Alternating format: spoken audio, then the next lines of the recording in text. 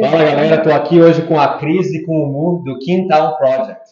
Então, Cris e Mu, se apresentem um pouco para a galera e falem quem vocês são. Bom, eu sou a Cris, a Cristina Nascimento. Cris é como sou conhecida aqui pelo Quintal. E eu sou uma cozinheira apaixonada por gastronomia brasileira, que trabalhei com gastronomia há mais de 14 anos. Eu sou o Murilo. Não tinha nada a ver com cozinha. Eu me formei em administração, trabalhei em empresa, trabalhei em indústria no Brasil, aqui também na Austrália a mesma coisa. Porém, desde que eu conheci a Cris, Eu a gente está junto, ela me arrastei. arrastou para essa área de cozinha. Há 4 anos que a gente tem o quintal. E há 2 anos que eu abdiquei de toda a minha carreira profissional, dei um giro de 180 Para a cozinha. para a cozinha. E Mas de uma agora forma um para pouco cerveja. diferente, uma forma um pouco diferente. E Eu sei que a gente não tem um restaurante, mas vocês vão vão entender. entender. Vamos começar pelo começo. Por que Austrália? Bom, Porque ela tá. até comentei nos bastidores. Austrália, porque em 2009, eu trabalhei num navio de cruzeiros, na Royal Caribbean, fiz uma temporada De europeia. cozinheira, Cozinha, foi meu primeiro muito emprego. trabalho. Sim, 7 dias por semana. Não, Tem muito. muita, tem muita gente que me pergunta, tô pensando em ir pro navio, o que tu acha? Eu falo, eu nunca fui, mas eu sei que é punk. É muito trabalho e pouco dinheiro. Eu achei que era bom, Diana. Não sei, assim, eu trabalhei em 2009, então, assim, 14 anos atrás, eu trabalhei numa companhia americana, que é a Royal Caribbean, e eu fazia a temporada europeia. Então, assim, como era o meu primeiro emprego com cozinha, eu fui, assim, bem fresquinha. Tipo, eu me formei em 2008 e fui pro navio em Nossa, 2009. primeiro emprego de cozinha no Primeiro navio. emprego no Nossa, se navio. ferrou muito. Me ferrei muito assim. E ainda sendo mulher, no sentido de, tipo assim, Se ferrou em eram dobro. 70 homens e 5 mulheres na cozinha. Então, assim, eram muitos filipinos, indianos, pessoas que Falava inglês? já falavam Então, inglês, pelo menos isso. já falava inglês, mas entrei como assistente, literalmente vou descascar batata no navio, assim. E ganhava US$ 614 por mês. Americano. Americanos. Tava melhor que no Brasil. Melhor que no Eu Brasil. ganhava R$ 800 por mês. E eu trabalhava 7 dias por semana, mais ou menos umas 12 horas por dia. No navio você não tem dias de folga, mas você tem horas de folga. Mas, em contrapartida, foi um dos meus, assim, acho que eu tive um crescimento pessoal e profissional muito grande. Sei que é meio clichê falar isso, mas eu cresci, mas o ponto que chegou é que, assim, hoje estou na Austrália por conta desse navio, porque eu conheci uma brasileira lá, que já tinha morado na Austrália há muitos anos, e ela virou para mim e falou assim: Cris, vai para a Austrália, porque a Austrália é muito bom para cozinheiro, para chefe de cozinha. E aí eu fui, fiquei em 2009, no navio, 2010 eu fui fazer uma outra graduação em gastronomia, um MBA em gastronomia em São Paulo, trabalhei em hotel, no Hyatt e tal. E aí eu gosto muito de viajar, tava meio entediada, assim. E aí eu tava vendo primeiro de voltar para os Estados Unidos, que o meu primeiro intercâmbio foi nos Estados Unidos, foi quando eu aprendi inglês no Brasil. E eu aperfeiçoei meu inglês no meu primeiro intercâmbio nos Estados Unidos. Só que daí todas as agências de intercâmbio em 2011 falavam, vai para a Austrália. Vai para a Austrália, os Estados Unidos estão em crise, não tem Foi a emprego. mesma coisa que me falaram. E aí o negócio é que era o Austrália tinha essa possibilidade de trabalhar. Então, e aí eu vim para a Austrália para ficar um ano, estou aqui há quase 11. E agora o Murilo, por que Murilo. Austrália? Bom, nós não comentamos, mas nós nos conhecemos A aqui, gente se né? conheceu Nós nos aqui. conhecemos em 2013. Eu vim em 2012, por coincidência na mesma época que a Cris. É. Ela chegou em julho, eu cheguei em junho. Mas eu vim para a Austrália meio fugido assim do Brasil. É que na verdade eu tinha uma vida assim bem estável. Eu trabalhava na Pirelli, né, na parte de engenharia industrial, trabalhava com melhoria contínua. Eu tinha meio que uma carreira já seguindo. E aquilo estava me Não tinha por que incomodando. sair do Brasil. Não, estava assim, a cartilha já estava escrita, era só seguir, sabe? E só que eu tinha uma coisa que não estava me. Não é que eu estava feliz. Não era enough para mim. Eu tinha vontade de fazer um intercâmbio desde do segundo, terceiro ano da faculdade. eu fiz administração de empresas. E aí um amigo meu foi para Inglaterra, ele ficou uns 9 meses lá, voltou, ele falou, nossa, cara, fiquei 9 meses morando na casa de não sei quem. Maravilhoso. Dirigia trator, o cara me levou para outro lugar lá para aprender a dirigir trator. Eu falei, putz, né? Eu quero me ferrar um pouco na vida. Assim, como eu falei, a minha vida já estava ali seguindo. Então eu falei, eu quero fazer uma coisa diferente. Né? Então, desde o segundo ano da faculdade eu falei, não, vamos esperar para me formar. Me formei, aí por conta do trabalho, né, eu fiz uma pós-graduação, fiz 2 anos de pós-graduação também, meio que focando na área que eu já trabalhava no Brasil. E o louco para poder viajar, para poder sair, terminei a pós não, agora eu vou. Aí eu tinha uma namorada já, uns 6 anos lá no Brasil também, eu tava meio fugindo dela também. Deixa aí já. Aí eu querendo fugir do trabalho, o trabalho era perto de casa, então minha vida acontecia muito naquilo. E aí a minha primeira ideia era a Inglaterra, né, por conta desse meu amigo. Aí eu comecei a pensar um pouco, surgiu a oportunidade de ir para a Irlanda. Inglaterra é bem caro. Só que a Inglaterra não tinha, na época, acho que até hoje, não tinha opção de trabalhar legalmente como estudante. E a Irlanda tinha. Assim como a Austrália foi me apresentada também como uma opção para poder estudar e trabalhar, as famosas 20 horas semanais. E eu meio que falei, então tá bom, acho que eu vou decidir entre um e outro, fui em algumas agências, e a Austrália acho que pesou mais, porque tem um pouco mais a cara do Brasil, e era mais diferente, assim. Deixa eu te perguntar, como engenheiro, porque eu não vou perguntar para a Cris, porque cozinheiro chega aqui e vai para a cozinha. Como engenheiro, qual foi o teu primeiro trabalho aqui? Meu primeiro trabalho foi num restaurante. Meu primeiro trabalho foi em cozinha. Lavando louça. E ao mesmo tempo, foi praticamente na mesma semana, foi técnico de futebol e na cozinha. Técnico de futebol até que não é ruim. Foi muito legal essa primeira experiência como técnico de futebol. Mas é engraçado, até nessa época, tipo, eu vim aqui para a Austrália e falei, não, eu quero me ferrar um pouco, eu quero fazer coisas que eu não faço no Brasil. Mas 2 meses depois, o ego dá uma batidinha ali, aí eu comecei a procurar alguma coisa ali. Engenharia já. Não, aí eu fui trabalhar com pesquisa de mercado, porque eu sou formado em administração. Eu trabalhava com engenharia industrial, na área de melhoria contínua, né? Aí eu fui trabalhar com pesquisa de mercado, com market research aqui na Que já é bem melhor, né? Eu fiquei 3 anos, uns 3 anos nessa empresa. E, cara, depois de 3 anos eu tava assim, eu vim pra cá justamente pra não ficar trabalhando no escritório, gravatinha, essas coisas. Aí foi depois de 3 anos que eu saí, que eu falei, bom, vamos me aventurar. Aí eu fui trabalhar na obra, fui trabalhar no açougue, uma distribuidora de carne. Obra e açougue é foda, né? Então foi esse o início, assim, de Austrália. Mas foi meio que assim, Irlanda e Austrália você pode estudar e trabalhar. A Austrália parece mais que o Brasil, então eu decidi vir pra cá. E agora dos dois, conta pra gente o que é o Quintal, como é que surgiu e essa mudança de talvez tu estava trabalhando em uma cozinha e eu não sei onde tu estava, e aí fala assim, vamos mudar a nossa vida para esse mercado agora. Vocês têm tempo, né? Bom, só que esse podcast é uma 2 horas. O que é o Quintal? A gente brinca assim que nem a gente mesmo sabe o que é o Quintal. Mas o Quintal, ele começou primeiro com essa ideia. A gente fez, assim, a ideia começou quando a gente fez uma viagem para o Brasil. Foi a última vez que a gente foi para o Brasil, inclusive, 5 anos atrás, 5 anos e meio. Final de 2017, né? O normal do imigrante, né? Eu também fui 5 anos atrás. Nossa jornada é bem parecida, né? Eu fui no Covid ainda. Eu cheguei lá 2 semanas depois, o ministro falou assim, vamos fechar o aeroporto, ou vai ou racha. Aí no mesmo dia, a minha namorada era australiana, ela queria ficar. Eu falei, de jeito nenhum, vou ficar no Brasil no Covid. A única vez na minha vida que parecia um filme. Eu cheguei no aeroporto e falei assim, por favor, uma passagem para a Austrália. E aí foi no caixa. Ela falou assim, $3.500, $3.500. Eu falei, tá aqui, toma. Que loucura, né? Que loucura. Não, uma loucura. Enfim, a gente foi um pouco antes do Covid, né?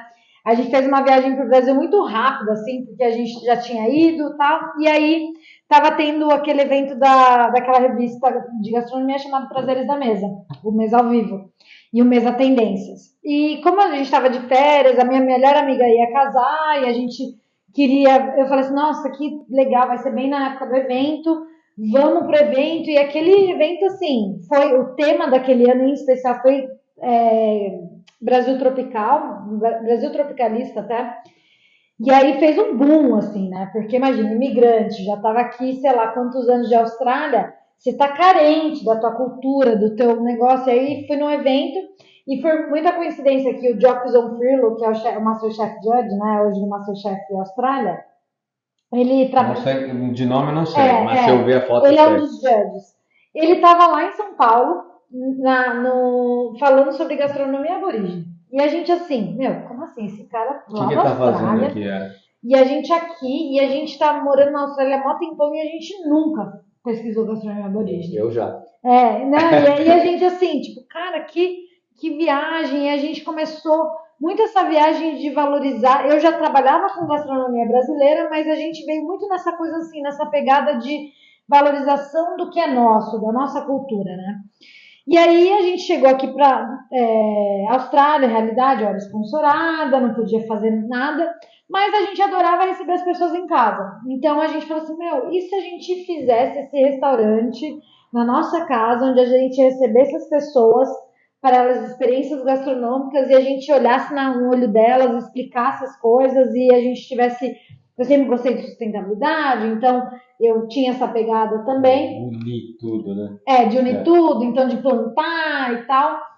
E aí foi surgindo o quintal, assim. A gente morava num apartamento em Randwick e aí a gente veio essa ideia de vir para Markville, que é um bairro que tem tudo a ver com essa filosofia, tem uma feira orgânica e tal. E aí a gente veio para cá e a gente... Desculpa, só até. Quando a gente morava em Randwick, as primeiras ideias começaram a surgir. Lembra que a gente tinha até nós tínhamos até meio que um desenho. Porque nós morávamos no ground floor. A gente morava no então a gente tinha um quintal. A gente tinha um atrás. quintalzinho atrás. E as primeiras rascunhos se chamava Projeto Quintal, que era um quintal mesmo, de quintal, como a gente escreve. E aí eu falava assim, nossa, o nosso projeto quintal, ele vai ter isso, vai ter uma coisa, vai ter um garden, vai ter isso, vai ter aquilo. E aí a gente, a ideia era alugar uma casa com quintal, por isso que chama Quintal Project.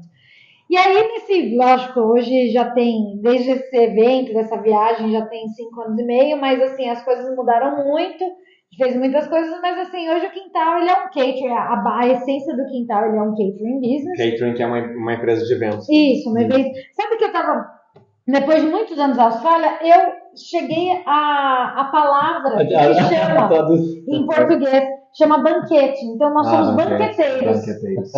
Nós somos banqueteiros. Então, assim, a gente faz banquetes. Nós somos cozinheiros que, assim, a gente faz eventos. Então, a gente tem as experiências na nossa casa. Hoje a gente tem um serviço de personal chef também. Nós temos uma linha de produtos. A gente faz... Nós fazemos... Tudo aqui é quintal. Tudo, até a cerveja. Eles me deram uma cerveja pra tomar aqui, cerveja de café e cerveja aqui.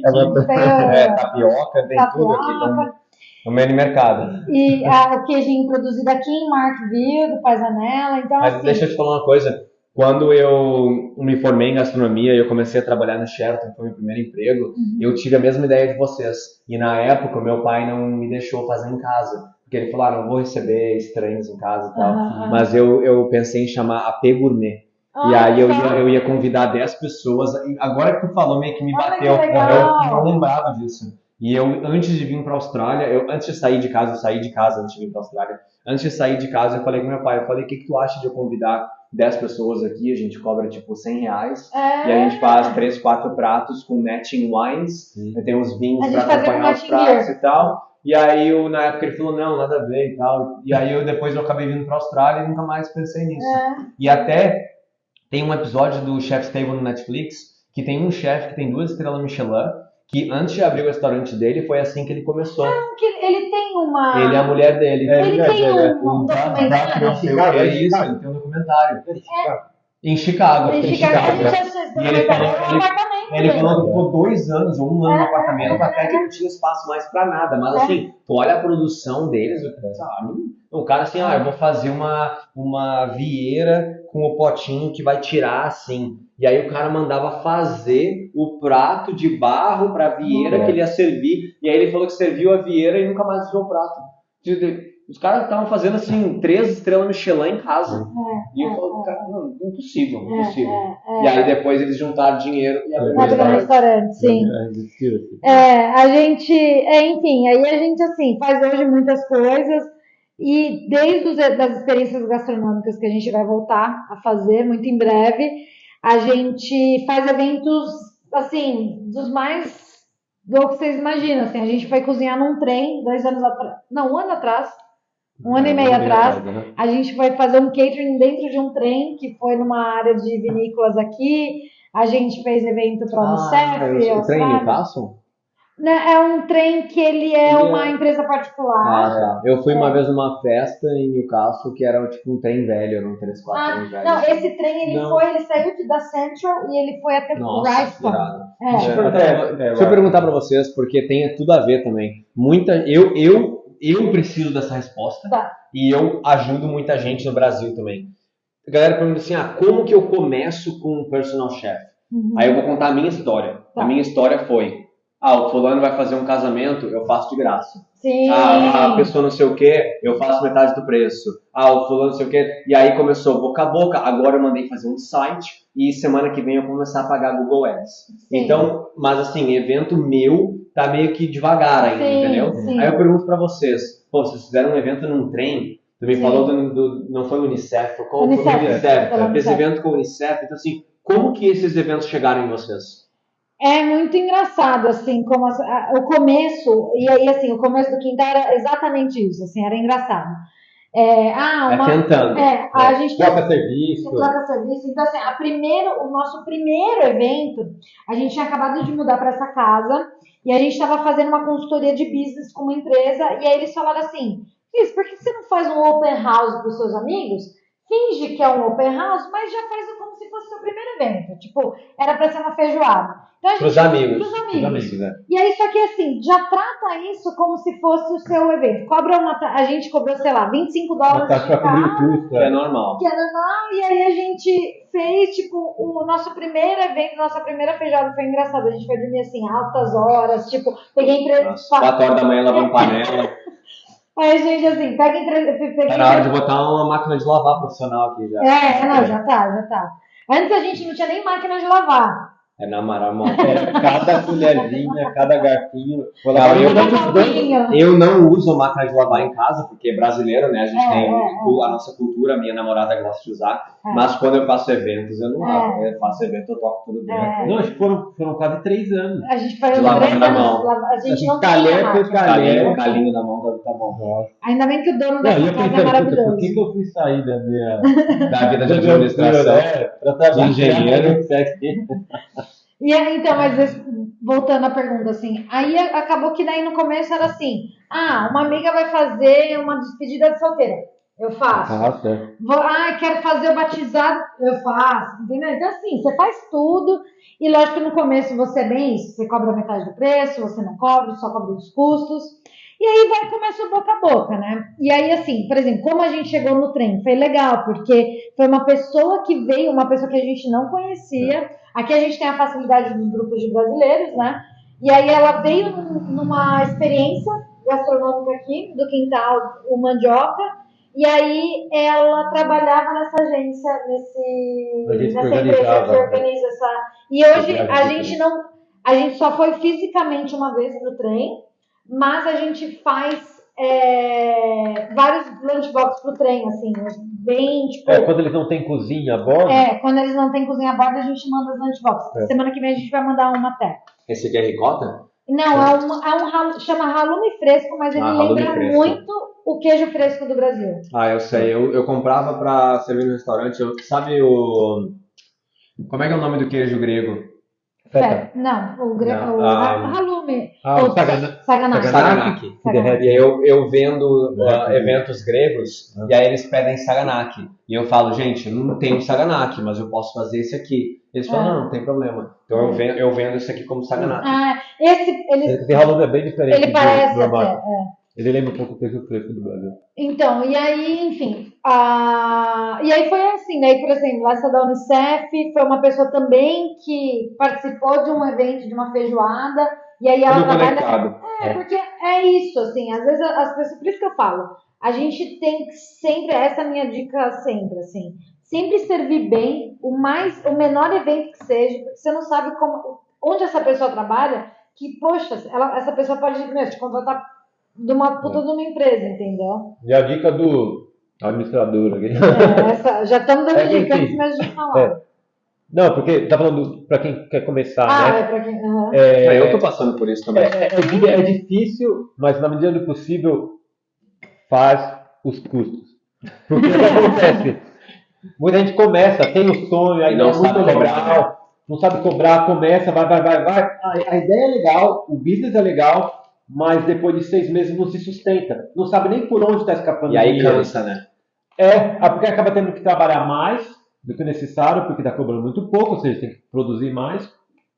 E aí o sonho acaba virando pesadelo, né? Eu tive um exemplo semana passada, umas 2 semanas atrás. Um cozinheiro veio falar comigo e falou: chefe, eu vou fazer meu primeiro evento e eu vou fazer um buffet para 50 pessoas. Nunca fez, mas é chefe já e tal. Sim. Daí ele me perguntou, ele falou: o que tu acha? Eu cobrei R$300. Eu falei: olha... Quantas pessoas? 50. Eu falei: olha, eu não estou no Brasil há muito tempo, eu não entendo nada da economia do Brasil, mas eu tenho certeza que R$300 não é suficiente. Então, assim, não dá para dar risada, porque não sabe. Não dá, mas tem gente realmente que não sabe cobrar. Até porque, por exemplo, assim, as empresas que eu trabalho, eu faço para empresas particulares. Então, é uma empresa de eventos. Eles me ligam e falam assim: quer pegar o evento para 10 pessoas, para o buffet para 10 pessoas no bairro tal? E aí eu posso falar sim ou não. E aí eles me dão um cachê, tipo, $600, $700. Mas eu preciso comprar comida, eu preciso ir lá, eu preciso cozinhar, eu preciso botar as coisas no meu carro, eu preciso lavar. Então, assim, esses $600 não chega em lugar nenhum, entendeu? Então, assim, aí eu falo: daí teve um dia lá que eu fiz $800. Falei: fiz $800 hoje pelo trabalho, tá meio que valendo, tá começando a valer. Mas aí eu conversei com um chefe particular, o cara falou: um evento que eu faço na casa de alguém, mesmo evento, eu cobro 3 mil. Falei: olha a diferença, entendeu? Então, assim, claro, e eu falo pra eles, eu falo pra todo mundo, conversa, é que eles falam que as pessoas não conversam muito sobre dinheiro, né? Eu sou muito aberto em relação a isso. Mas eles falam assim, tipo, eu contato os chefes, eles não me respondem. Eu falo: continua contatando, continua perguntando, continua tentando. Porque eu sou assim,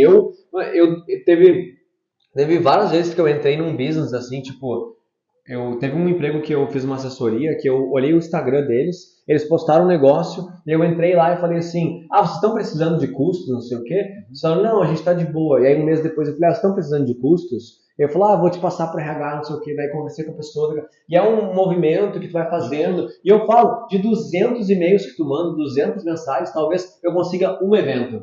Mas esse evento vai valer a pena. Mas é um se expor. Você tem que se expor, não, sabe? Dá a cara a bater. Dá a cara a bater, assim. A gente era engraçado, o Murilo me zoava, assim, até. Porque no comecinho do Quintal, eu trabalhei muitos anos, né, no Ovo Café, que é um café muito conhecido aqui, estourou muito, e assim, eu era a crise do ovo. Quando eu saí, a crise do ovo. A crise do ovo. E aí eu acabei, quando eu saí, ainda mais eu trabalhei 5 anos lá, você perde um pouco a sua identidade, né? Como chefe de cozinha. Tipo, o que eu sou? Tu cria a identidade deles. O que eu gosto, o que eu sei. E aí, quando a gente foi decidindo do Quintal, eu pegava, e aí, assim, gente, era impressionante. Eu comecei a ir em um monte de encontro, de palestra, tudo que era de graça, não tinha dinheiro para investir, mas ia em aula, de qualquer coisa. De quê? De cozinha, coisas de cozinha relacionadas à gastronomia. Eu faço aqueles de business, o governo manda um e-mail para você. Aprenda a montar seu business podcast lá de 2 horas na sexta-feira. Exato. Eu ia em um monte de eventos, assim, tipo, encontro da Slow Food. Aí tinha. Eu membro da Slow Food. Era membro da Slow Food. Então, assim eu me tornei membro, tipo, do comitê. E aí era até engraçado, a pessoa falava assim: oi, tudo bem? Eu falava assim: oi, tudo bem? Então, eu tenho um projeto. Oi, tá aqui meu cartão. E aí eu começava, o menino falava assim, que as pessoas até eram meio metralhadas, assim, que eu começava. Mas eu sou assim também. Eu até tenho uns amigos meus, hoje em dia, que eu tenho um amigo meu que eu tive que conversar com ele. Eu falei: olha, Se tu tá achando que eu tô chato, me fala. Mas é melhor me falar do que parar de falar comigo. Exato. Porque daí ele falou assim, mano, mas tu só fala de business. Toda vez que eu falo contigo, tu só fala de business, de dinheiro, de eventos, de comida. Eu falei, mas é o que eu gosto. Não, e assim, até hoje, sexta-feira a gente foi, não, é até engraçado, sexta-feira a gente foi no jantar, assim, no restaurante, com os amigos, era aniversário dos amigos, tinha assim, umas 16 pessoas, né? É impossível, as pessoas começam a conversar, a gente já entra no business. Aí a gente, conversando na mesa, a gente descobriu... Mas eu entendo que pode ser chato pra algumas pessoas. Não, mas é engraçado porque assim, as Depende pessoas... do approach. Depende do approach. Você vai entrar na parte bem burocrática do business, as pessoas vão... Como a gente é muito... Não, comigo é assim, alguém tá falando assim, eu resolvi vender pão de queijo. Eu falo, quanto você tá vendendo? Tu vendi 1 quilo pra minha amiga, não sei o quê. Eu falei assim, tá, mas qual é o maquinário que tu usa? Tá, mas tá gastando quanto? Quanto é que custa o teu, cada pão de queijo? Quanto é que é o teu custo variável? Aí a gente vai pegar uma máquina e produz 10 mil pão de queijo, a gente já pode fazer uma reunião com o supermercado, e aí você fala assim, olha... Eu só fiz um quilo de pão de queijo em casa. Não, a Cris, a pegada dela é mais assim, não, porque olha, essa farinha do pão de queijo. Aí a pessoa já fala assim, nossa, eu quero ir na tua casa. É da senhorinha que tem não sei o quê. Então tu é pão de queijo. Eu plantei essa berinjela aqui no meu quintal. Eu já sou mais assim. E aí no jantar a gente descobriu que o casal que estava na nossa frente já tinha ganhado nossos produtos de amigo secreto 2 anos atrás. E a gente falou assim, gente, olha, esse mundo é muito louco, sabe? Então, assim, tudo se conecta. O outro casal, aí ele fala, ela falou assim, eu sigo vocês. E daí eles falaram no produto. Sim. Entendeu? Então, assim, eu acho que a gente sempre tem que estar muito aberto, sabe? E se expor. E isso que o Mu falou, nessa dica mais administrativa, é muito importante também. E eu acho que hoje é por isso que o Quintal funciona tão bem, porque ele é esse cérebro, essa coisa, essa razão, e eu sou essa emoção. E aí ele é um balanço bem bom. É um balanço muito bom, assim. Tipo assim, custo. Não, mas não sobrecarrega, né? Porque eu com as marmitas foi assim. Quando tu faz tudo, tu fica sobrecarregado. E você se ajuda. E você vai falhar num outro, não tem jeito. Porque você precisa de mais gente para fazer. Você vai falhar no curso, você vai falhar no relacionamento do pessoal, você vai falhar no atendimento. Um dos dois tem que aprender a mexer com social media, um dos dois tem que aprender marketing. A gente fala o seguinte. Eu demorei quase 2 meses para aprender a fazer os thumbnails do YouTube. E aí eu tô mudando eles, eu falo assim, pô, esse thumbnail não tá legal. Daí eu volto lá, mudo e ponho o outro. Porque o que acontece? Tem certas coisas, por exemplo, quando na cozinha, no fogo, na panela ali, eu não tenho nem propriedade para poder dar não faz assim, faz assim. E tem outras áreas do business, a parte mais administrativa, eu só dou uma pincelada por cima para entender mais ou menos o que é, mas eu não precisa entrar em detalhes das contas, né, da parte de accounting, tudo, não precisa entrar em detalhes. Mas tem uma noção, ou seja, você poupa um pouco a outra pessoa de ter que despender aquele tempo para poder aprender, errar. Isso é muito importante. E deixa eu perguntar um negócio para vocês. Acho que a pergunta mais gritante assim que eu vi quando vocês me mandaram um e-mail. E essa história do TED Talk? A gente foi parar com o TEDx. O Quintal não era nem uma empresa. Conta pra gente. Isso é engraçado. Porque então, esclarecendo, vocês dois falaram no TED Talk.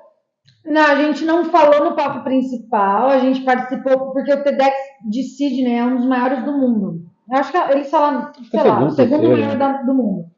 Não, assim, a gente estava no mundo antes do Covid, né? 2019. É um TEDx de 5 mil pessoas, de 5 mil participantes. E o TEDx... Treinou muito no espelho. Assim... Olha, eu via bastante o que a gente falou. Foi legal, assim...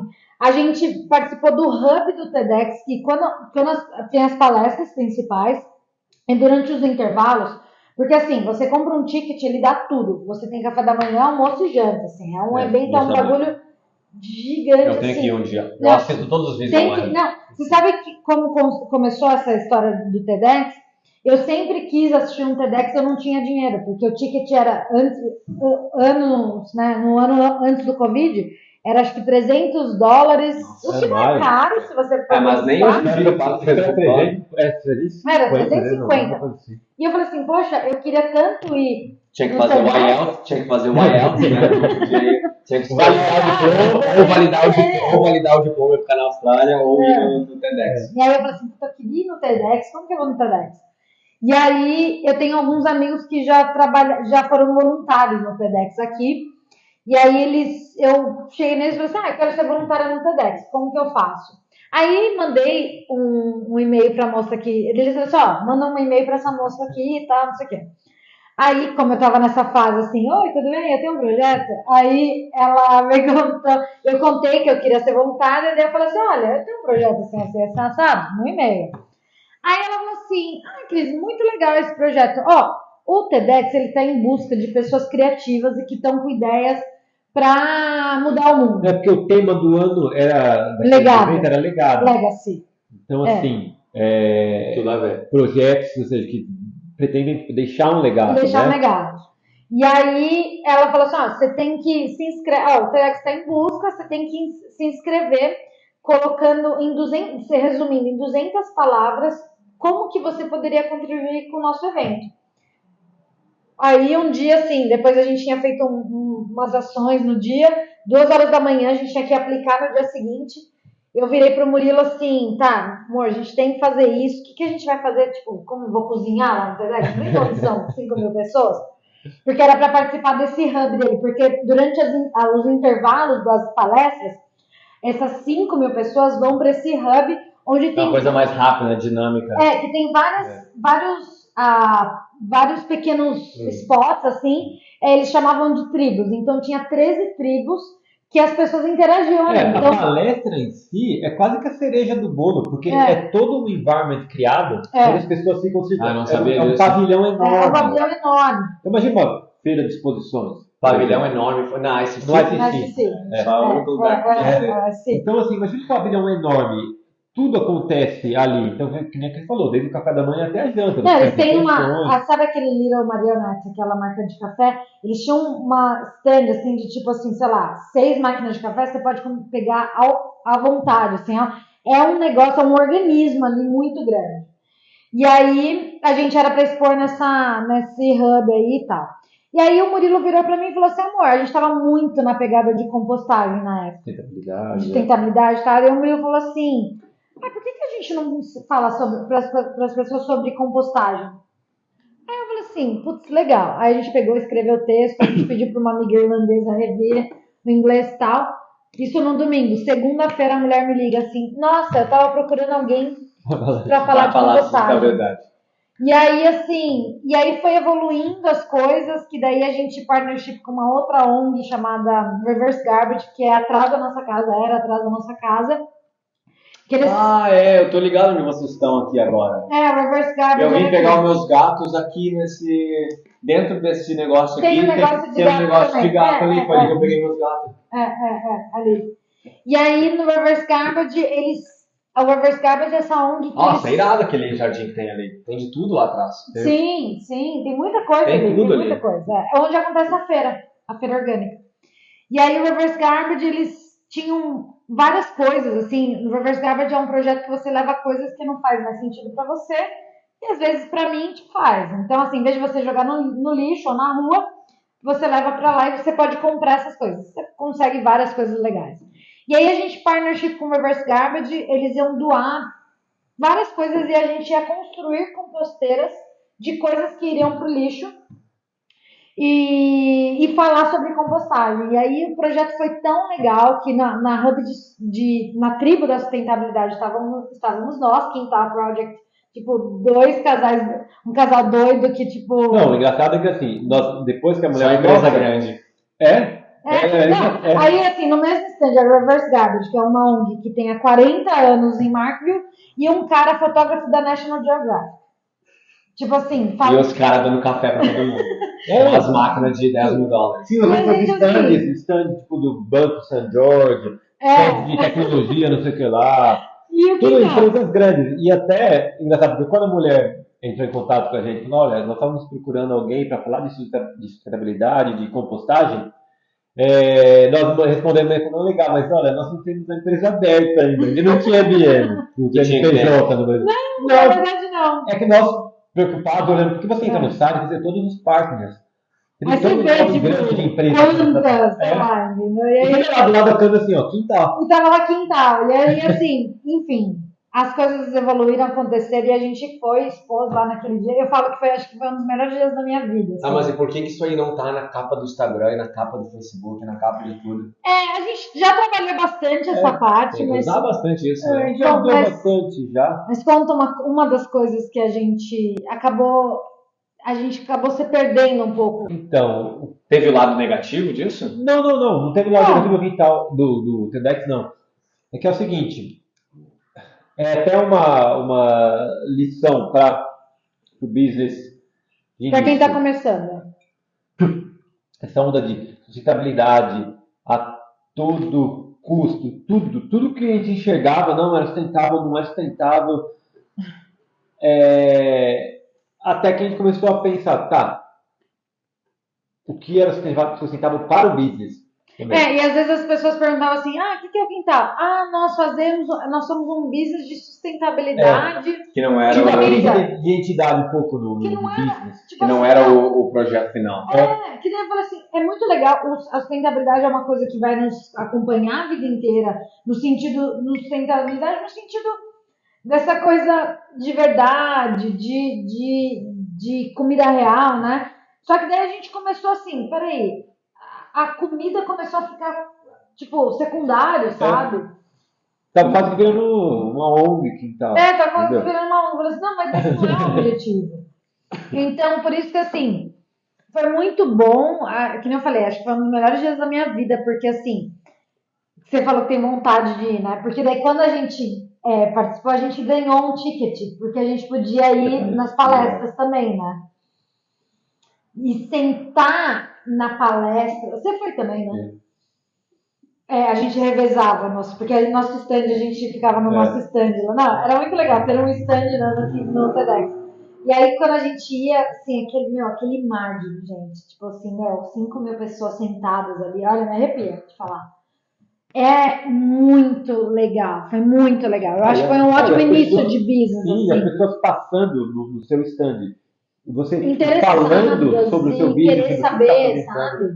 sabe? E você falar de um feeling assim que, tipo, não sei descrever, assim, porque até aparecia como uma cozinha sustentável, né? Falando sobre compostagem. A gente fala sobre compostagem, sobre reaproveitamento de waste free kitchen, né? É uma aula, né? Nós tínhamos um stand todo montado. E o aprendizado para vocês também. A gente construiu não sei se você viu uma composteira azul que tem lá fora. Não lembro.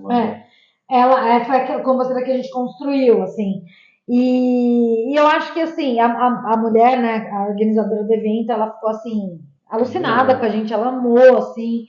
E acho que de você ser tão pequenininho e saber o potencial que você tem. Às vezes você quebra o estereótipo do business já formal, grande. Você acha que você tem que ser gigante para fazer isso, mas não, cara. Eu falo, é você acreditar num sonho, acreditar em você. Eu sei que parece sonhador demais, utópico, mas assim, lógico que a realidade às vezes é difícil, mas eu acho que você não... Porque a realidade ela é muito dura. E você não pode esquecer ela, mas você não pode se esquecer do sonho também, sabe? Tanto é que, assim, por isso que a que estava comentando, que a gente estava sentindo um pouco o core ali do business, estava meio desvirtuado, a gente não sabia se era sustentabilidade, era restaurante, era comida. E aí faz o que? Senta e conversa? Conversa. Chora. Não, tanto é que a gente instituiu os meeting quintal toda semana, toda sexta-feira a gente tem meeting quintal, eu e a Cris, sentado, ou a gente faz na mesa aqui, ou senta no tapete da sala, com o computador, com uma prancheta, com papel. Tem os meetings de sonhos que a gente fala, né? Que você coloca no papel todos os sonhos, ideias, e por mais loucos que elas sejam, os meetings que você vai meio que desmembrando, o que pode sair de palpável para agora, o que a gente pode fazer agora, o que a gente pode fazer amanhã, o que a gente pode fazer depois, né? E depois como estruturar. Então a gente tem essa estrutura de fazer o meeting, porque no final de tudo você não consegue viver de sonho. Não dá. Até você chegar a um determinado ponto, né, do seu business. Até você chegar nesse ponto que você vive de sonhos, você tem que pagar as contas. E aqui na área as contas chegam, mas chega toda semana. Então Aqui as contas nem chegam, né? Tudo débito automático. Então foi quando a gente percebeu que falou, nossa, tinha muita coisa de sustentabilidade envolvida, mas o que realmente o que era sustentável para o business, para né? o business. Né? Então é que ele fala que você entra essa parte de profissionalizar o business, de custo, tá? Vamos dar uma identidade um pouco mais cozinha brasileira, comida, cultura brasileira envolvida com comida, né? E a sustentabilidade sobe na garupa, tá ir junto, né? Não abandonar, mas mudar um pouco a cara. Então, como ele falou, chegava, eu tenho um projeto de sustentabilidade. Não, eu tenho um projeto gastronômico. Até hoje, a minha vida inteira de cozinheiro e todos os meus amigos e todas as empresas que eu trabalhei, uma empresa me perguntou sobre sustentabilidade. Eu fiz uma entrevista para ser chefe executivo de um banco, o Macquarie Bank, porque eles têm um projeto de sustentabilidade gigante e eles têm cafés e restaurantes dentro do banco só para os funcionários. Então tem assim, nutricionistas e projetos e não sei o quê para servir. Então assim, essa entrevista eu sentei com uma nutricionista, fiz uma entrevista, depois com outro chefe, fiz uma entrevista e depois com os executivos do banco. E aí eu acabei não sendo contratado, mas eu fui lá e eles falaram assim, tá, qual é o teu conhecimento sobre sustentabilidade? E eu já sabia que eles iam me perguntar essa pergunta, então eu estava preparado, mas assim, da onde que na cozinha, né? Vamos ser sinceros, da onde que sustentabilidade chegou na cozinha? Isso aí. Acho que a sustentabilidade ela tem que estar sempre em mente como um target, mas na hora que vai na prática, tipo, tem que tomar muito cuidado como é que você vai aplicar, porque uma vez que você está com as portas fechadas, não tem sustentabilidade nenhuma. Ela acaba caindo no clichê. Aí você vai falar, não pode desperdiçar comida, né? Tem alguns restaurantes conceitos que, por exemplo, eles conseguem ter praticamente um waste zero. Mas a realidade de 99% dos restaurantes, não dá. Não, e até restaurante doando comida, né?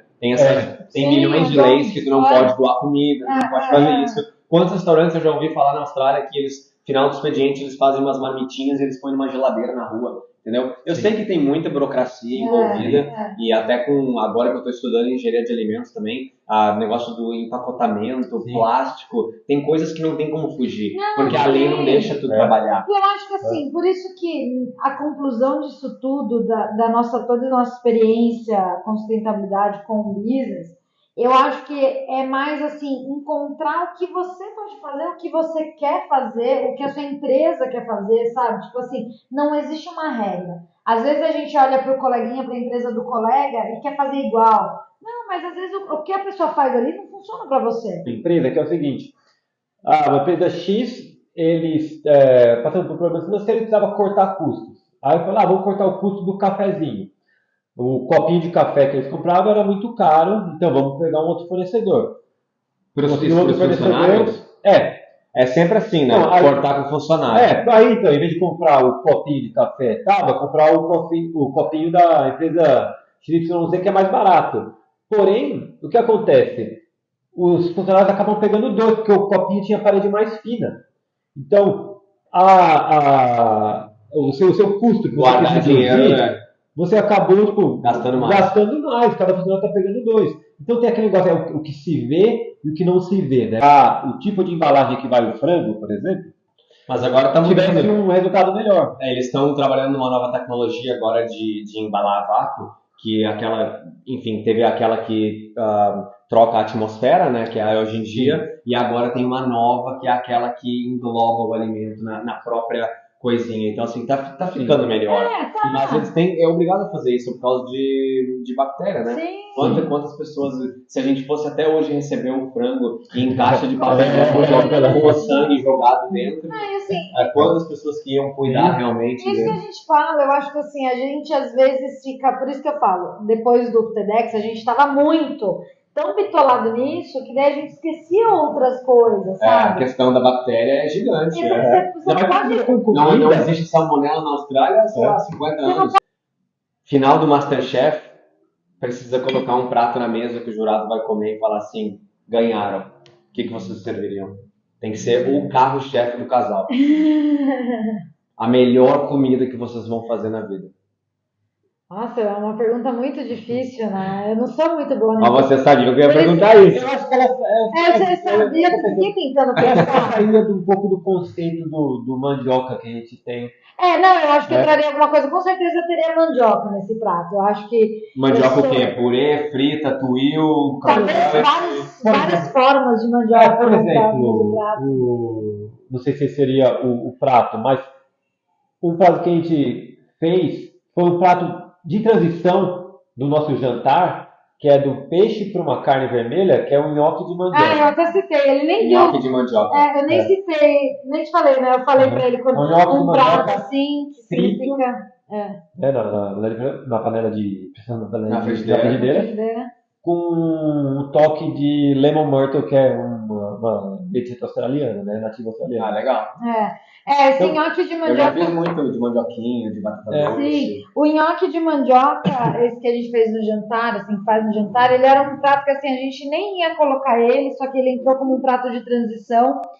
E aí, quando a gente, na verdade, criou todo esse menu do mandioca, a gente falou assim, putz, legal, mandioca é tão brasileira, é tão legal, mas aí até entrando um pouco naquela história do chefe lá australiano que foi lá pro Brasil, e uma outra chefe brasileira que me falou que eu tinha que fazer gastronomia brasileira com o que eu encontrava na Austrália, e a gente sempre colocou alguns toques de coisas nativas australianas nesse jantar. Então, por exemplo, tem a nossa sobremesa, ele é um bolo de puba, que é a mandioca fermentada com macadâmia, que é uma coisa australiana. Então, esse nhoque de mandioca com esse dust de lemon myrtle. Então, assim, a gente... Esse jantar de mandioca era todos os pratos de mandioca? Todos os pratos tinham um elemento de mandioca. Ele não Os era... 6 pratos. Eram 6 pratos. Não era o carro-chefe, era talvez algum elemento no prato.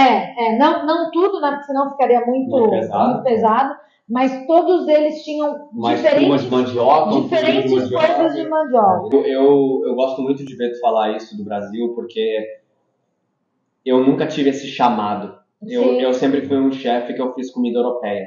Eu nunca tive essa coisa assim, eu vou criar minha própria identidade, vou descobrir o que eu quero. Eu sempre vou lá, faço o menu e deu. Isso foi uma coisa muito automática. Sim. E agora, eu não sei se é porque eu tô ficando mais velho, todo mundo me conta que quando tu tá 10 anos na Austrália, 15 anos, ou tu tem filho, começa a meio bater essa nostalgia.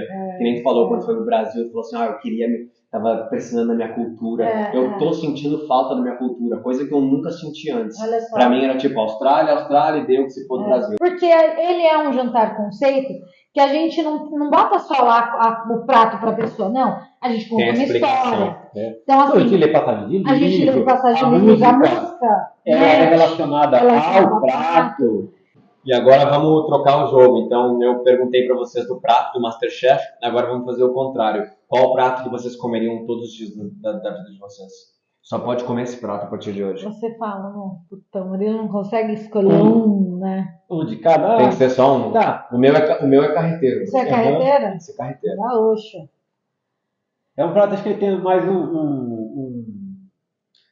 uma questão mais sentimental. O 32, entre o nhoque da avó Trude, que é a minha avó por lado de mãe, que eu lembro eu fazia com ela. Eu nunca fui de cozinha, mas eu lembro por isso que fazendo a gente com tem ela. o nhoque. Esse nhoque foi por conta desse nhoque. E a Cris? Eu sei que é uma coisa bem icônica, assim, mas acho que uma bela numa feijoada. Eu gosto muito de feijoada. A feijoada foi algo que já teve no quintal. O quintal já fez muita feijoada. Eu acho que uma boa feijoada feita com que o mulho defuma a costelinha, que a gente faz. A feijoada da minha mãe é muito boa também. As celebrações da minha vida, assim, na minha casa, sempre foram marcadas por feijoadas. Defuma a própria costelinha antes de fazer? Hoje em dia a nossa feijoada... Fazem com o pacote completo. E agora fala pra gente um conselho. Eu não vou... Vocês têm mais business, mas eu vou falar de chefe. O chefe começou no Brasil agora, cozinheiro, né, que é a tradução. Tá lá trabalhando, não sabe o que quer fazer, não sabe se vem pra Austrália, não sabe se sai do país. Eu recebo muita reclamação de chefe no Instagram, então assim, dá um conselho pra galera. Comecei de cozinheiro hoje. O que tu falaria pra essa pessoa? Bom, primeiro respira. Não fiz nem curso de gastronomia ainda. Comecei a trabalhar de auxiliar no restaurante porque é o meu sonho ser cozinheiro. Olha, primeiro, eu acho que falaria estuda. Estuda. E assim, eu sei que a profissão ela pode ser muito desanimadora no Brasil, ingrata no Brasil, porque você trabalha um monte, você ganha muito pouco. Se você está no Brasil, eu aconselharia a se envolver com chefes grandes, sabe? Tipo assim, tenta. Mesmo que você comece como kitchen hand, como lavador de louça, mas tenta se envolver num restaurante top. Não pelo. Esquece do financeiro, eu sei que é difícil, eu sei que. Mas se financeiro não for o problema, eu me envolveria em bons business. Assim, eu fiz uma coisa que quando eu me formei em gastronomia, eu fui trabalhar em grandes nomes de empresas. Então, assim, bastante burocrático. Eu fui trabalhar na Royal Caribbean, depois eu fui trabalhar no Hyatt, porque eu queria o nome daquelas empresas no meu currículo. E a cozinha tem estrutura também. E a cozinha tem estrutura. Não passava tanto perrengue. Eu aprendi também o que significava padrão. E isso é uma coisa que, tipo assim, eu levo pra minha vida inteira muito por conta dessas empresas que eu trabalhei. Então, assim, quando eu tava lá, você não entende, você trabalha pra caramba, você ganha pouco, porque às vezes empresas muito grandes você acaba ganhando até menos. Mas eu fui pelo aprendizado, pelo nome do currículo. Hoje, se eu bater num restaurante aqui, as pessoas veem Hyatt, Royal Caribbean, eu sei que eu tô bem, entendeu? Então, e são empresas mundiais, né? Internacionalmente conhecidas. Então, isso é uma coisa que eu ganhava pouco, mas eu fiquei um tempo em cada uma para conseguir ter esse nome do currículo. E se você tem a oportunidade de ir morar fora, vir para a Austrália para tentar esse sonho, fala inglês, fala um pouco de inglês, eu aconselho bastante ter uma experiência fora do Brasil. Eu tive a minha no navio, então assim, eu acho que é muito válido, você vai ser um profissional mais reconhecido. O Brasil tem isso, né, de você, tudo que vem de fora é bom, então se você tem uma experiência internacional, é melhor, e aqui na Austrália é cheio de oportunidades, né? Então. Mas é a cultura, né? Eu falo isso para todo mundo. Todo mundo. Muita gente vem conversar comigo e eu falo assim: eu não tenho dinheiro para viajar, ou é difícil, ou viajar, blá blá. E eu falo assim: viajar não é para conhecer o mundo. Viajar é para tu conhecer a cultura. Sim. Então, por exemplo, assim, no meu primeiro, eu aprendi a fazer pad thai na faculdade. De gastronomia, eu aprendi a fazer pad thai no Sheraton, no bistrô que eu trabalhava, tinha um pad thai no menu, vendia pra caramba. E aí eu olhei os chefs tailandeses fazendo no Netflix e nos filmes e eu falava assim, não é assim que eu faço, não é assim que eu faço. E aí eu tive a oportunidade de ir pra Tailândia quando eu estava aqui na Austrália no começo, e aí eu comi o pad thai e falei, não tem nada a ver com o do Brasil. Não significa que o do Brasil tá errado. Mas assim, pra sentir aquilo mesmo, pode ver que tem vários chefs que tipo, vão pra Ásia, ficam 6 meses. 6 meses não é nada. Os caras ficam 6 meses na Ásia, voltam pro Brasil, bum, explode. Porque tu sente a cultura na pele, entendeu? Eu falo pra todo mundo, é difícil viajar, as condições, mas eu vou falar. Viaja pra Argentina, pro Chile, pro Paraguai, às vezes uma viagem interna. Você mora no Rio Grande do Sul, se você for para o Nordeste, vai pro Nordeste conhecer outro tipo de cultura. Eu falo mesmo, tipo, eu não tinha dinheiro. Eu fui pro navio de cruzeiros que eu não tinha dinheiro. Eu não tinha dinheiro, eu queria viajar. Eu amava viajar, não tinha dinheiro. Foi pro navio sem dinheiro e o navio parava nos países. Eu fazia mar Mediterrâneo, eu conheci 7 países, tipo assim, entendeu? Então, assim. Conheceu 7 países sem dinheiro. Sem dinheiro. Sem dinheiro, ganhava 650 dólares. Mas beleza, me sustentava lá, tipo, beleza, eu conheci muita gente, tive um intercâmbio cultural gigantesco, super aprendizado, muita gente fala assim, nossa, odeio o navio, foi horrível. Cara, eu não posso reclamar, eu conheci muita gente. Tudo como você vai, você encara, né? Tudo é como você encara, exato. E eu acho que é um pouco isso, a dica, né, para esse cozinheiro que está começando, assim, encare a vida como um eterno aprendizado, sabe? Outra dica, mais uma. Mas assim, não tenha medo de perguntar. Se você trabalha com um carinha lá que está há 20 anos, sabe? Tipo, nossa, como que faz? Não, cara, a gente nunca vai saber tudo. Uma vez que você entra numa empresa, eu falo por experiência própria, empresa grande, multinacional, você almeja criar uma carreira, esse career path, tão notada, que tem usando você ter tal cargo, tá. Eu acho que na cozinha, você não consegue projetar tanto assim se você trabalha em lugares menores. Se você trabalhar em hotel, assim, até tudo bem.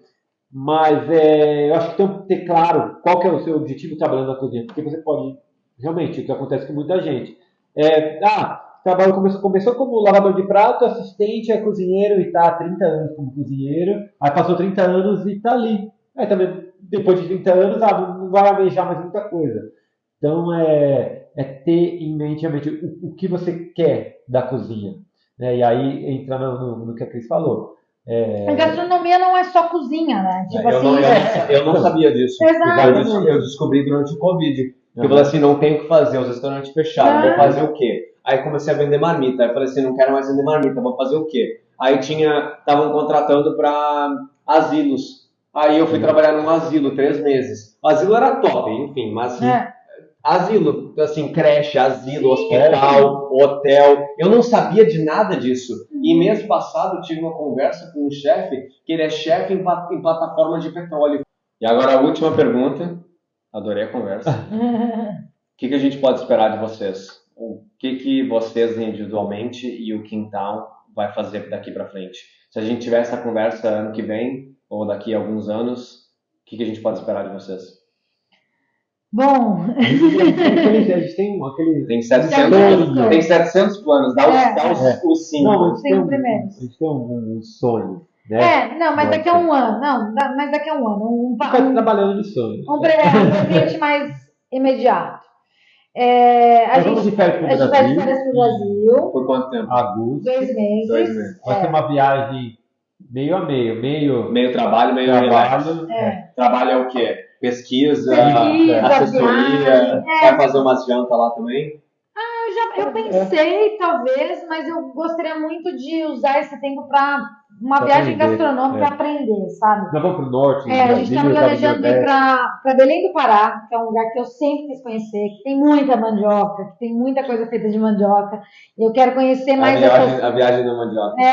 Eu quero entrar em contato com essas raízes brasileiras que a gente nem acaba conhecendo direito. Então, a gente quer fazer essa viagem, lógico que tem matar saudade da família, mas a gente quer usar essa viagem para dar uma renovada e aprender, trazer coisas novas para cá. Voltar renovado, né? Voltar renovado. Porque nós temos o serviço de personal chef, temos a linha de produto, temos o jantar, o Dining Experience, né? Mandioca.